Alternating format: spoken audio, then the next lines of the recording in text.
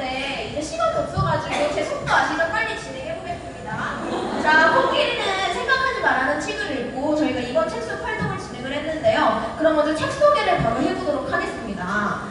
이 책은 먼저 진보주의 성향을 가진 작가가 쓴 책인데 미국의 보수주의에서 프레임을 씌워서 정치를 하는 세태에 대해 비판하는 책입니다. 여기서 여러분들이 제일 중요하게 기억하셔야 하는 게 프레임이라는 단어인데요. 이제 간단하게 말하자면 일종의 틀입니다. 만약에 제가 여러분들한테 제 담임 선생님이 대군대 선생님께서는 되게 불같으세요 라고 말한다면 이제 여러분들은 성격이 되게 불같으신가? 아니면은 그렇게 생각을 하시겠죠. 근데 바로 그겁니다. 이제 체형이 되게 불처럼 뜨겁거나 머리 스타일이 불같을 수도 있는데 이제 상식을 불러일으켜서 이제 유도하는 거죠. 그게 바로 프레임입니다. 그거를 미국의 보수 세력이 이용했는데 그거를 비판하는 게 이 책이고요. 자, 그럼 바로 시작해보겠습니다. 마침 여기 라일리 친구가 정치 가치관에 대해서 고민이 있는 것 같습니다.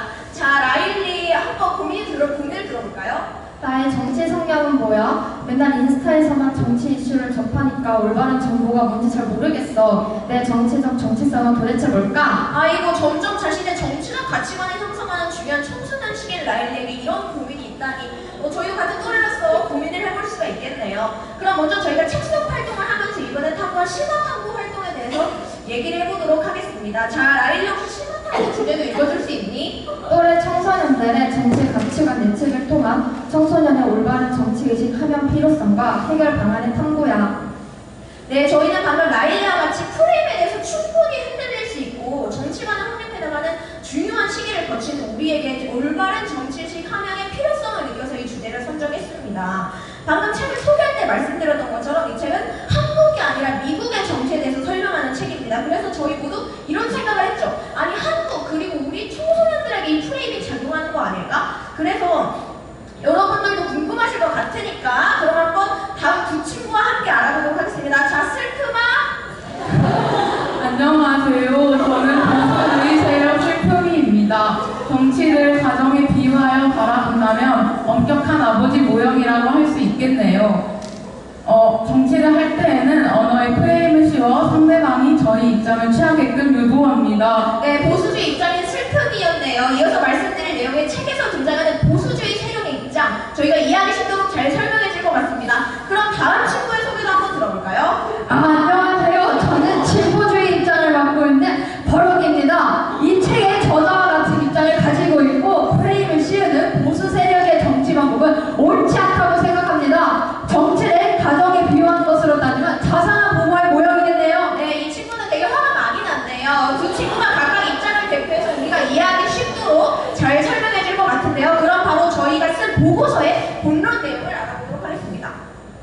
첫 번째로 깨끗한 하늘 법안은 어떤 내용일 것 같나요? 라고 설문한 결과 대다수의 답변이 대기 오염을 막기 위한 법안이라 답했습니다. 즉, 대다수 청소년들은 해당 정책이 환경을 보호하는 긍정적 정책이다 라는 프레임을 소유하고 있었는데요. 그러나 슬픔의 말처럼 책에 의하면 깨끗한 하늘 정책은 오히려 지구온난화를 가속시켰습니다. 이렇게 정치에서 실제 의미하는 바와 반대되는 언어를 사용하는 것을 조지 오웰식 언어라고 하는데요. 이런 조지 오웰식 언어에 속지 않기 위해서 청소년들은 정책의 이름만 보고 섣불리 판단해서는 안 됩니다. 네, 두 번째로는 게이 결혼과 동성 결혼이라는 두 단어인데요. 책에서 보수 세력은 일부러 동성 결혼이라는 말을 써서 결혼은 남자와 여자만 하는 거라는 이성애적이라는 고정관념을 불러일으키고 동성 결혼에 대해서 사람이 부정적으로 반응하게끔 유도했습니다. 그래서 저희가 또래 청소년 대상으로 설문한 결과 절반 이상이 서로 다른 느낌인 것 같다고 답했으며 게이 결혼이 얼마나 부정적인지 설문한 결과에서는 과반수 이상의 부정적인 느낌이 든다라고 답했습니다. 이 결과는 저희 청소년이 아직 완전하지 않은 정치관의 프레임이 침투하는 어떤 결과를 초래할 수 있는지 보여주면 알 수 있었습니다. 여러분들은 어느 곳에서 정치 정보를 습득하고 참여하나요? 실제 저희가 조사한 결과 청소년들이 정치 정보를 주로 접하는 매체로는 소셜미디어가 절반 이상을 차지했습니다. 소셜미디어가 가장 많은 이유는 청소년들이 소셜미디어에서 정치를 가장 많이 접하기 때문입니다. 소셜미디어는 상호작용을 통해 청소년의 정치 참여를 촉진하지만 정보의 진위 여부를 정확히 파악하기 어려워 잘못된 정치 정보를 얻을 수 있기에 올바른 정치 교육이 더욱더 필요합니다. 그 다음은 가족에 대해 얘기해 볼 텐데요. 한 논문에서는 청소년들의 정치-사회적 역량에 부모와의 의사소통이 중요한 동기부여로 작용한다고 했습니다. 그래서 저희는 청소년은 부모로부터 정치적 사회관 형성과 변화에 영향을 받는다라는 가설을 세우고 청소년 63명을 대상으로 설문을 실시한 결과 영향을 확실히 받는다는 응답자 비율이 적지 않은 비율을 차지했습니다. 이 말은 즉슨 이 응답자들은 가정에서의 부모와 정치적 대화가 활발하여 영향을 받았다고 할 수 있는 것이죠. 하지만 가족들에게서 정치에 영향을 전혀 받지 않는다는 비율이 19%인 점과 최근에는 가족에 직접적인 영향이 주고 있다는 선행 연구를 고려해 봤을 때는 최근에는 부모와 청소년이 다양한 주제로 정치에 대해 간접적으로 소통함에 따라 청소년이 정치적 가치관 형성과 변화에 영향을 덜 받는다고 할 수 있습니다. 는 세금에 관한 것인데요. 여러분들은 세금 폭탄이라는 단어를 들으면 어떤 생각이 드시나요? 네, 세금이 많이 내는 게 부정적인 건가? 세금 뒤에 폭탄이라는 수식어가 붙여질 만큼 부정적인 건가라고 생각하실 것 같은데 그게 바로 프레임입니다. 실제로 보수주의 공화당 후보 조지 부시는 세금 인하를 세금 폭탄이라고 바꾸어 불렀고 세금이 고통이라는 프레임을 씌운 뒤 감세 정책을 해서 지지율을 높였습니다. 그러나 진보주의 입장인 책의 저자는 버럭이처럼 국가의 자원과 인프라는 모두 세금에서 나오는 것이기 때문에 세금이 고통이라는 프레임은 잘못되었다고 말합니다.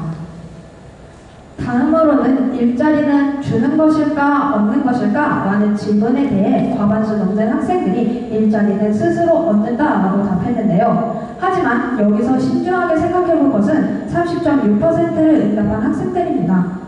보수주의의 성향은 준다는 표현을 통해 노동자들이 연금이나 보험이라는 것을 혜택받는 존재로 프레임화합니다. 따라서 청소년들은 이렇게 간과되고 모순된 프레임에 휩쓸리기 쉽기 때문에 올바른 정치 교육이 필요합니다. 네, 이렇게 저희 보고서의 본론 내용을 알아봤는데요. 조금 지루하셨죠? 몇 분 주무시는 것 같은데 바로 넘어갈게요. 또래 청소년은 의도적인 정치 언어에 영향을 받을 가능성이 매우 높으며 프레임을 씌우는 상대방의 의도를 알아차리지 못하고 휘둘리기 쉽다는 사실을 알 수 있겠습니다. 그렇다면 이렇게 많은 정보를 잘 걸러서 정확하게 입력할 수 있게 저희 청소년들 어떤 노력을 할 수 있을까요? 자, 슬프게 라이트 친구 다시 한번 불러볼게요. 자, 슬프나 먼저 첫 번째로 청소년들은 정보의 진위여부를 정확히 파악하기 어려운 SNS를 통해 정치 정보를 얻는 경우가 대부분인데 이는 극단적인 정치 성향으로 이어질 수 있어. 따라서 청소년들이 정치 이슈를 학교에서의 시민 교육, 또래와의 정치적 토론 등 비판적인 과정을 통해 얻고 올바른 정치적 성향을 확보할 수 있도록 해야 돼. 두 번째 해결 방안으로는 NI를 활성화시키는 거야. NI란 신문 매체를 능숙하게 소비하고 해석하는 능력, 비판적인 사고 능력을 향상시켜 신문 뉴스의 가치를 높여주는 교육이기 때문에 학생들이 친밀도를 가지고 민주사회에서 자신의 운명을 스스로 결정하는 시민이 될 수 있도록 한다는 장점이 있지. Thank you, 라이더리. 네, 이렇게 해결 방안들을 모두 알아봤습니다. 결과적으로는 상대가 말하는 프레임을 꿰뚫는 시야를 얻는 것이 필요한데요. 상대방의 의도적인 언어에 휘둘리지 않고 프레임을 확립하는 것은 언제 어디서나 필요하다라는 말씀을 드릴 수 있겠습니다. 네, 그럼 여기까지 패널을 끄는 생각하지마 모둠이었습니다. 저희 발표 들어주셔서 진심으로 감사합니다.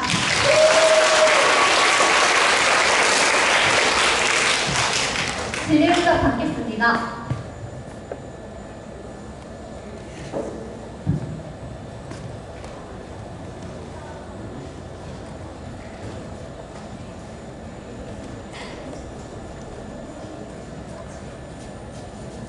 아까 푸른 하늘 정책 그거 말씀하시면서 조지 오웰식 단어라는 말을 잠깐 언급하셨는데 이 조지 오웰식 단어라는 게 어디서 유래된 거고 정확히 뭐를 의미하는 건지 궁금해요.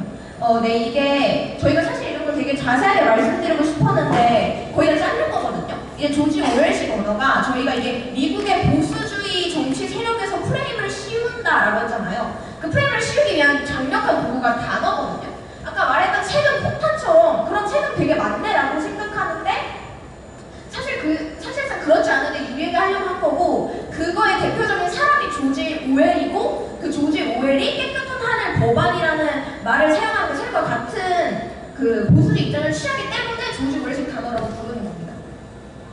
일단 아시겠나요?